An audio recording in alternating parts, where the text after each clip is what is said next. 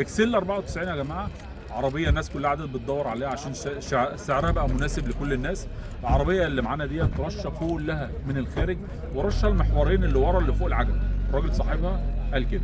العربيه مكنه 1300 فيها 4 كهرباء، وفيها التكييف جاهز على الشحن. الراجل بيقول فيها فرش جلد محترم، والرخصه بس ضيقه، الرخصه فيها تقريبا شهر، والبيع بعقد مسجل. عربيه نمر الغربيه. الحب هنا يا جماعه ما شاء الله، لونها مميز قوي، يعني اللون السماوي الجميل دوت نادر في العربيه دي بصراحه. المقاعد الاماميه والطابلو، طبعا الطابلو بتاع الاكسل ده على طول مكسر، ديت حاله معقوله.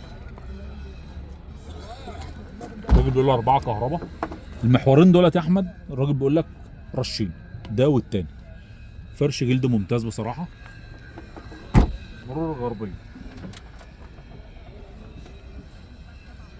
القرن التاني كده.